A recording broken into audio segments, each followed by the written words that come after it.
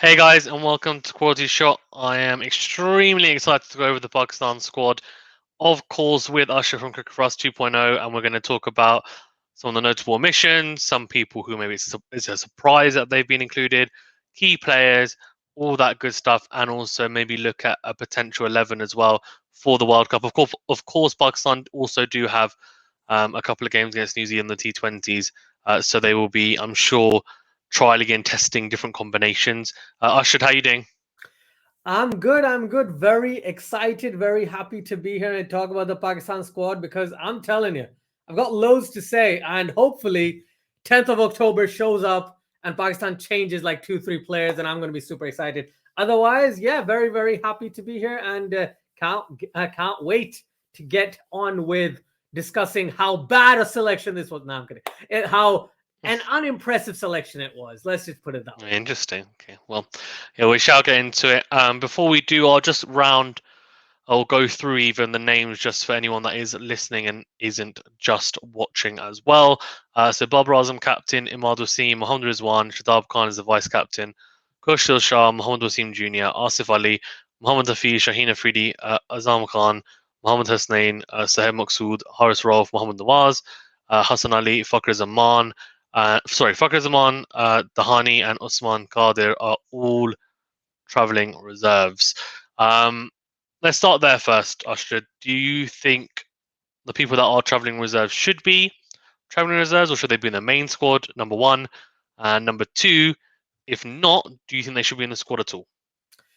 I think Usman Qadir maybe shouldn't be in the squad, even though he's a good bowler, very good Hmm. skill set in terms of the way he bowls. But the thing is, if Pakistan has the one leg spinner in Shadab Khan, and Pakistan doesn't like to drop Shadab Khan, the only reason why Usman Qadir is there is a potential replacement. Pakistan does not have many T20 leg spinners that bowl very well. We have Usman Qadir and we have Zahid Mahmood. Right, he's one that Yeah. I'm on the fence about if he should be as a in the squad as a traveling reserve. But I'm okay with him. I'm okay with him. Shahnawaz Dhahani, I've been saying he's fantastic, but it's still too early for him. But I would have him in the 15 over someone like Mohammad Wasim Jr. because Mohammad Wasim Jr. hasn't shown anything for me to say, oh, wow, this guy needs to be in the Pakistan squad and Shahnawaz Dhahani doesn't. So for me, the priorities are slightly different to what I would have expected. Mm. And Fakhr Zaman needs to be in the 15, man. I don't understand how he's a traveling reserve while Pakistan get Asif Ali, Khushdil Shah, Azam Khan into the Pakistan side. It's just, and Yeah. Sohaib Maqsood to an extent as well. It doesn't make sense. It just doesn't make sense. Yeah, it's crazy. I mean, Fakr Zaman I thought was pretty much nailed on for the number three spot. So Yeah. I'm very, very interested to know why that's happened. Ramiz Raja, no, I'm joking. I just think, Yo, uh, yo, Fazan, Ramiz Raja just increased the salary of all the domestic players in the that's Pakistan. good. He added Matthew Hayden and Vernon Philander as the coaches in Pakistan. Okay, those are pretty decent additions, right? Yeah. And he's thinking about dropping pitches, which is something he's been talking about and what Pakistan definitely needs. On top of that, now I'm kidding. That's about it. That's all. I'm sure he'll be a much better chairman than he was a commentator, because if it is the same, then we might be in trouble. But no, he knows his cricket, so let's see how it goes, right? Let's see how it goes. Anyways, enough of that. Obviously, yeah, for me, Fakazman has to be in there. Genuinely, he's in my starting 11. To be honest with you, Yeah, I same. agree with you with Dhani as well. Like, probably a little bit too early, but then Mohammad Wasim Jr. is in there. So you're just thinking, well, okay, well, why is Dhani not in there? What do you think of Arshad Iqbal? Do you think he should have been anywhere near the squad?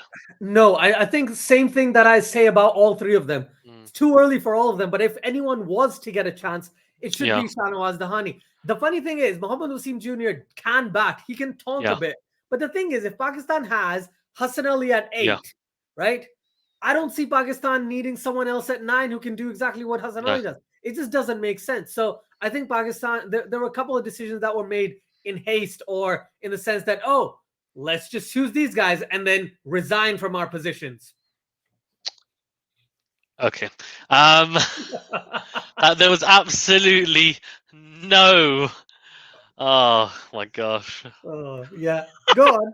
Go on. Yes, Fazad. There was no malice intent in that remark whatsoever. So, let's say, for example, Mohammad Wasim Jr., Dhahani, and Ashraf Iqbal are not in the squad. You've got one spot then for a seamer. Who do you pick? I pick Wahab Riaz. I think Really? ideally, and I'll explain my reasoning. Okay. I would kick out Haris Rauf as well. All right, because Pakistan can only have one out of these two in the side. There's two things Wahab Riaz offers that Haris Rauf doesn't. Number one is the left arm angle, right? Slightly better accuracy, right?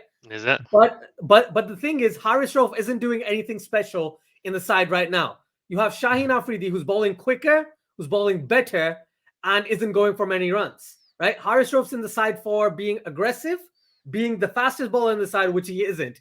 Over the past three T20 series that Pakistan has played, and Haris Rauf has played with Shaheen Afridi, Shaheen Afridi's hit the 145 mark more times, and he's hit 149 on a couple of occasions. Haris Rauf is only in the side because of his speed. Otherwise, it doesn't really make sense. Even his Yorkers, he's not nailing his Yorkers as much as Shaheen Afridi's doing. Now, the reason why I bring up Wahab Riaz is because Pakistan, number one, needs some sort of experience, which is what I'll talk about eventually with Shoaib Malik. But Pakistan also needs his death bowling abilities. Now, Haris Rauf and Wahab Riaz, they're pretty much the same player. Just Wahab Riaz offers slightly better accuracy, that left arm angle, and sometimes he can bat, but I don't really care about the batting. In terms of bowling, Wahab Riaz is just a much better bowler than someone like Haris Rauf. And funny enough, Haris Rauf's fielding is surprisingly the worst out of all the Pakistani pace bowlers that we can see here. Wahab Riaz is a slightly better fielder as well. So if you want to look at it as an overall package, Wahab Riaz is much better than Haris Rauf. Now, you can argue back to say Wahab Riaz doesn't make my 15, which is fair enough. Maybe you go in with an extra spinner. Maybe Pakistan picks up Usman Qadir, brings him into the 11, into the 15, and then let's say you put Mohammad Wasim Jr. in the reserves or something like that. I just think the way Pakistan has constructed this team, they knew 7 players they wanted or 6 players they wanted in the side. The others, they're just like, okay, let's just pick this guy. Let's just pick this guy. We tried him. He didn't do terribly. Let's just pick him. And I just don't understand why Pakistan loves to go back to Haris Rauf. It's like Asif Ali. Khushdil Shah, not so much. He only got like about 7-9 games or something like that. But Haris Rauf, Asif Ali, Pakistan just likes to recycle players. Do you know what? Iftikhar Ahmed's in the ODI squad against New Zealand. So that's all I'm going to say on that. Yeah, Iftikhar Ahmed shouldn't be in the side, anywhere near the side. So I'm glad at least Chatra's not in there.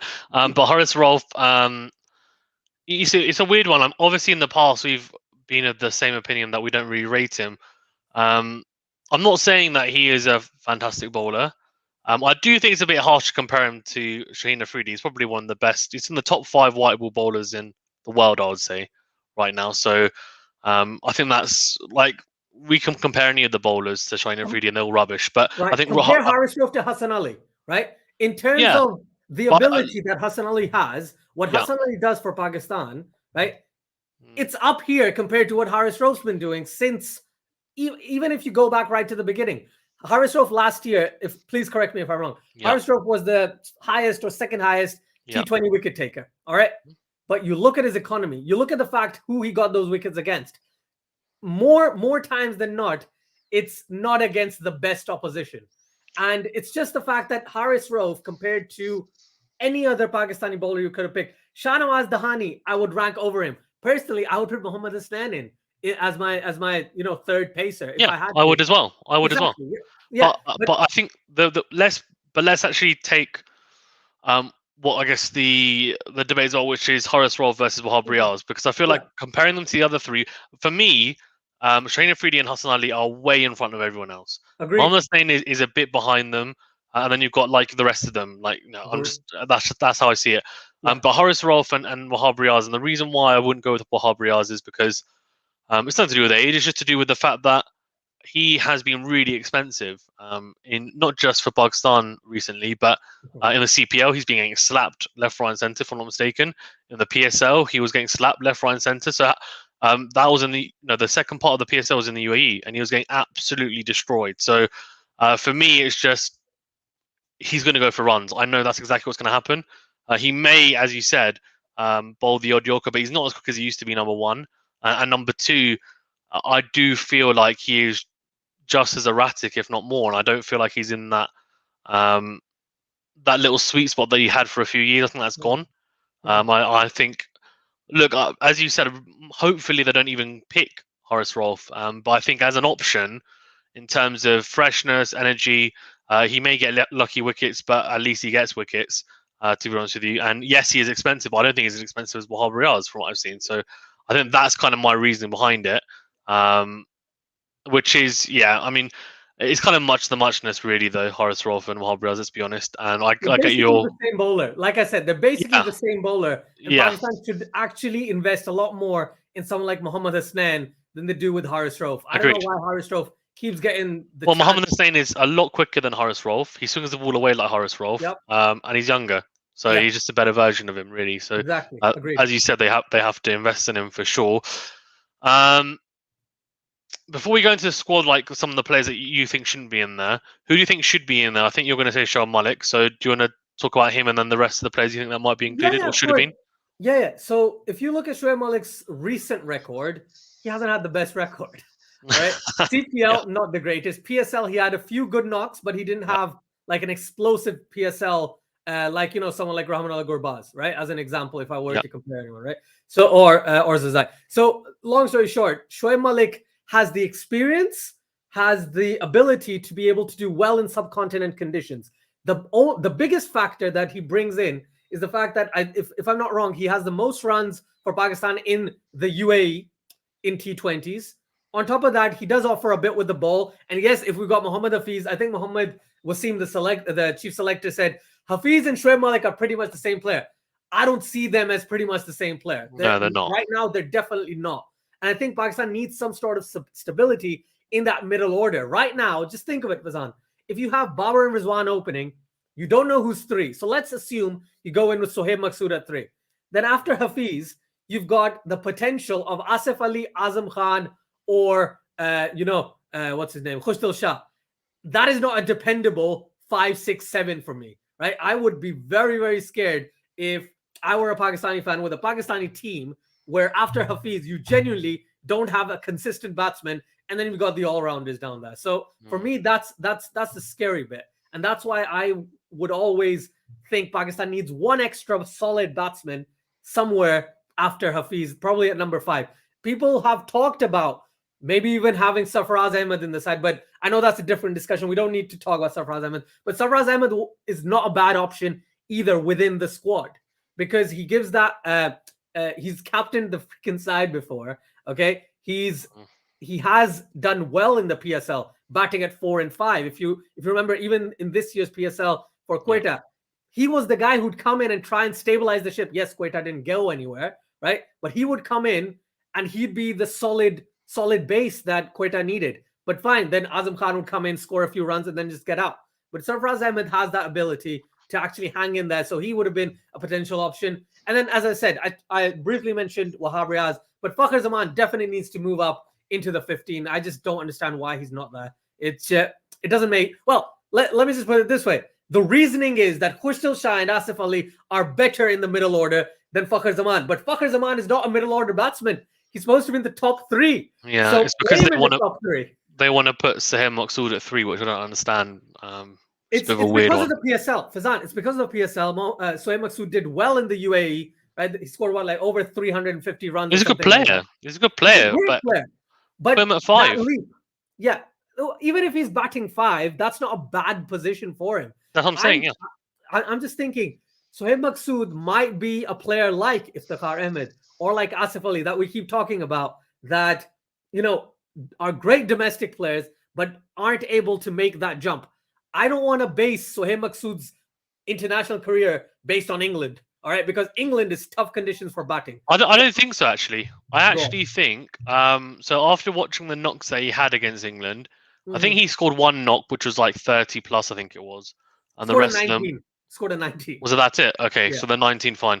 So they're 19, and then a couple of, obviously, I think it was single digits or whatever. But the ways that he got out, if you look, was him scoring quite big off 1 over for the most part, and then towards the end of the over or the next over, like picking out the man at deep mid wicket.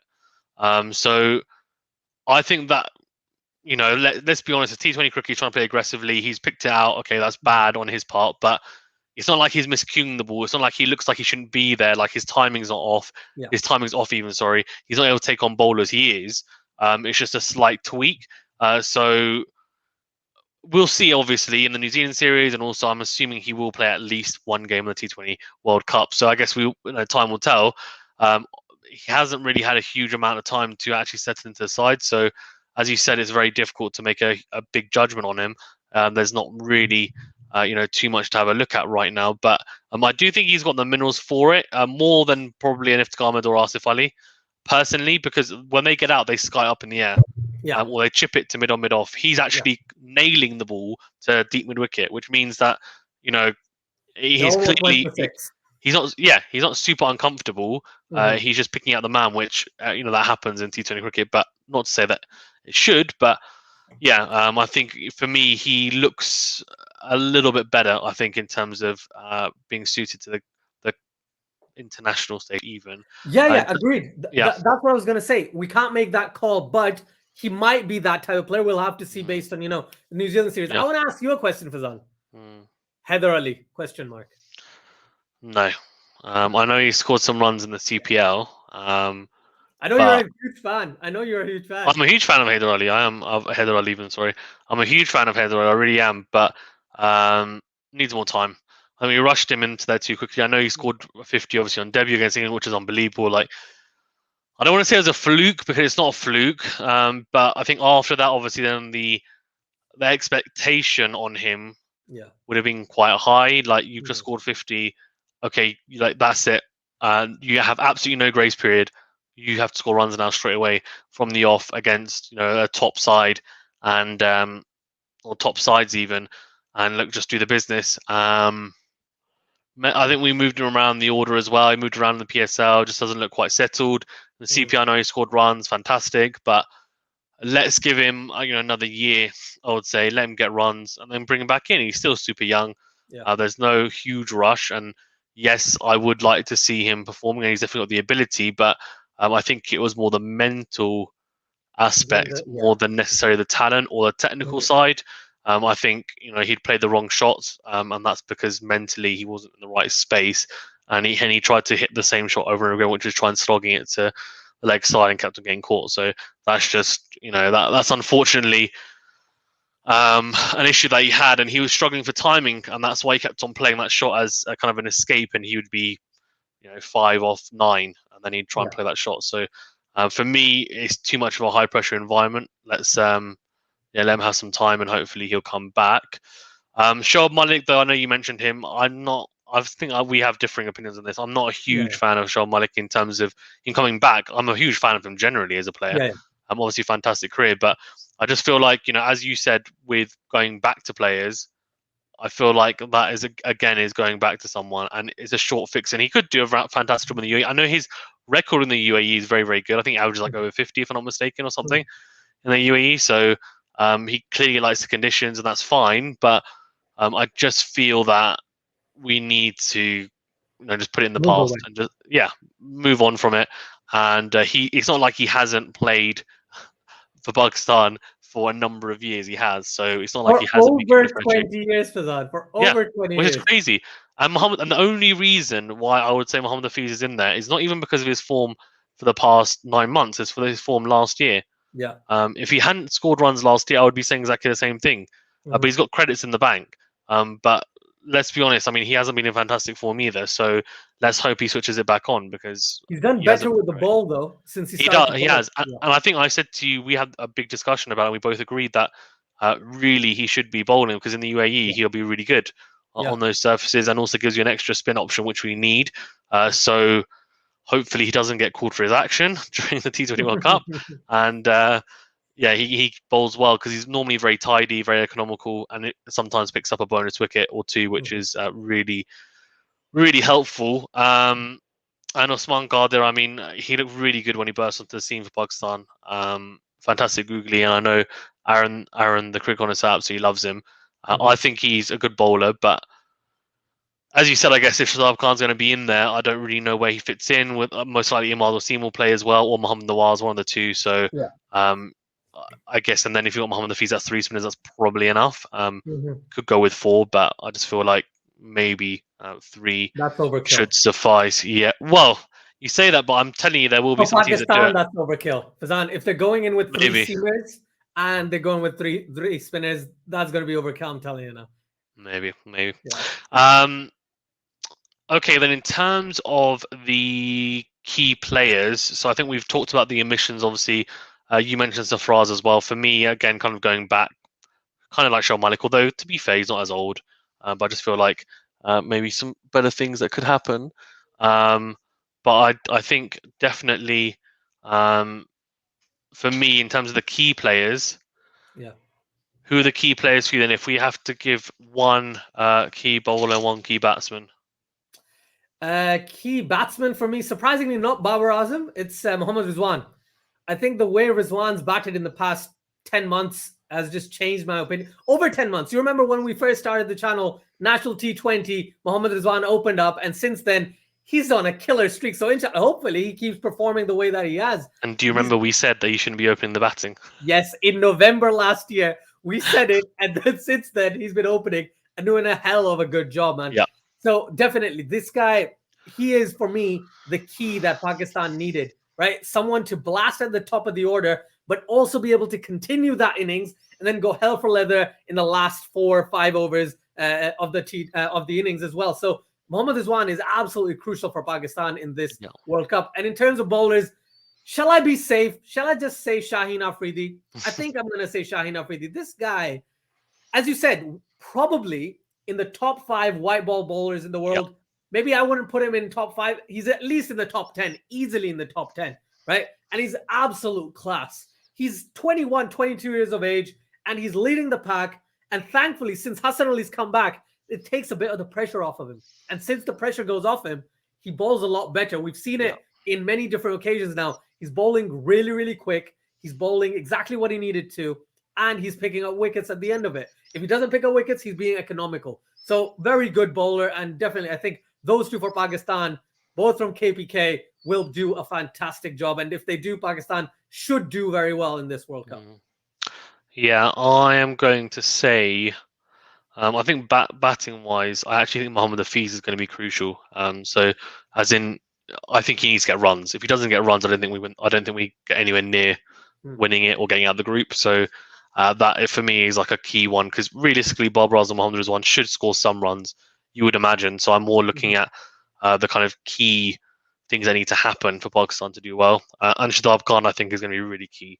He needs to bowl well. He has to get wickets. He has to not necessarily be economical, because if they've got Imad Wasim and Mohammad Nawaz in there, one of the two, they should be able to tie down batsmen. But him at the other end should be picking up wickets. So if he can do that, which he did fantastically on the Champions Trophy, which is a long time ago now, it's 4 years ago, then we are going to be in a very good spot. So let's see. He bowled, I thought, pretty well or better towards the back end of the PSL, if I'm not mistaken. I think towards the start he was really poor, but bowled better and kind of made himself bowl because he's the captain of Islamabad, which is good to see, and gave himself the responsibility. So that's going to be key for me. To finish up on then, Asjad, in terms of what I said to you, you're the selector for Pakistan, you're the coach.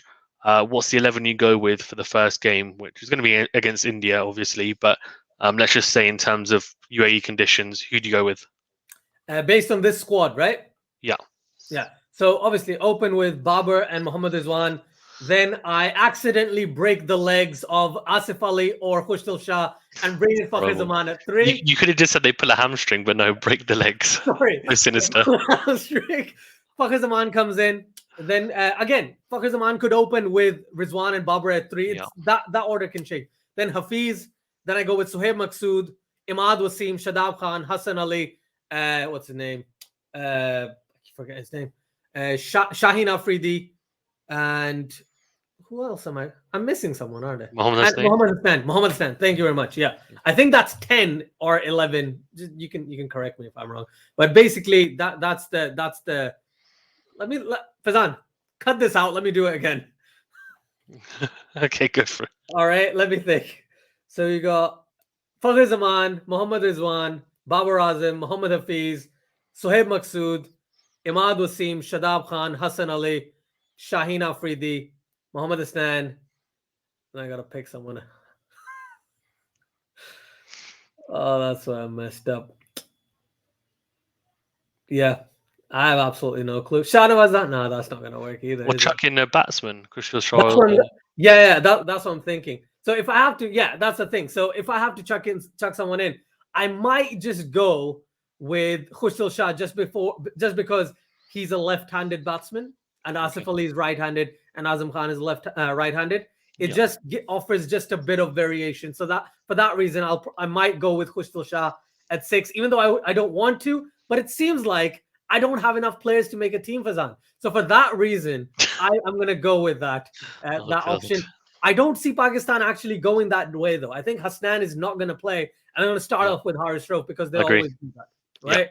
And they're probably going to try Asif Ali over Khushdil Shah because they feel as though Asif Ali might be more consistent. Asif Ali scored a 50 in the KPL. Great job, right? In the league.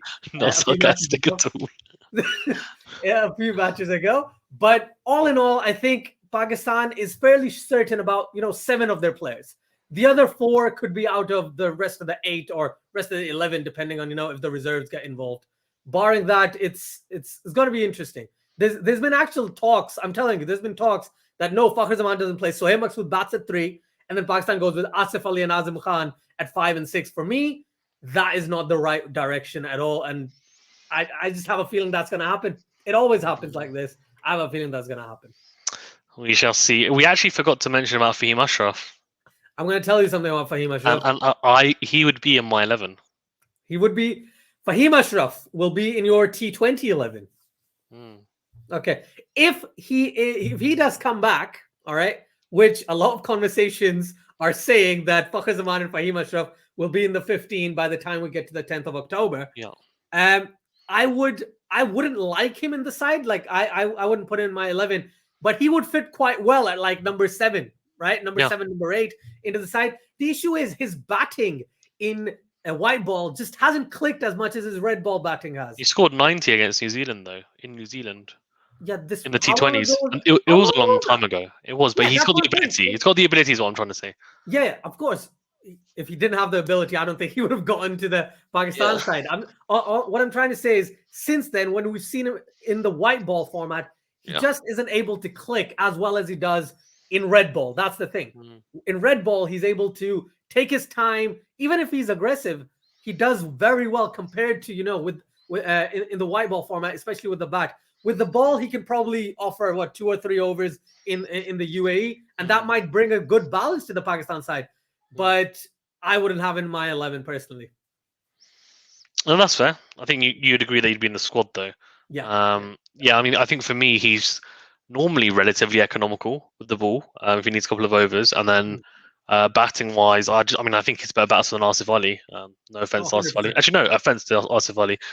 So I'd put him in there, to be honest with you, just because why not? And then you got Shadab Khan and Imad Wasim. I know it's 3 all-rounders, but we don't have much more. So I don't have much else, to be honest with you. Okay, thank you very much for being on. I do appreciate it. Guys, as well, which I'm sure everyone has already, do check out Cricket for Us 2.0. It's a very interesting channel about cricket. Yes. Just solely on cricket. Do check it out. Do like and subscribe if it's interesting to you, which I'm sure it is. And I think you've now got a cricket and wrestling channel as well. Yeah, I do. It's going all right. So thank you, Fazan. And for everyone who's watching this particular video, please subscribe to Quality Shot. He does Medvedev videos. He does Djokovic videos. He does cricket. He does boxing. I couldn't do 3 sports, but yeah, great job, man. Thank you. I appreciate it. Are you just going to be doing wrestling on that channel then, or it's going to be cricket and wrestling? It's going to be a mixture of cricket and wrestling. Different type of cricket content then? Yeah. The attempt is that a slightly different take on a lot of the cricket content, but we'll see how it goes throughout the T20 World Cup. That's going to be interesting. That's going to be fun. Nice. Well, good luck. No, really good, guys. Stay safe and well. And as Usher said, please do like and subscribe to the channel if you haven't already. Click the notification bell, all that good stuff, and we'll see you on the next video. Of course, all the previews for the other teams will be coming out. Associate Nations is already done, so I'll release that shortly.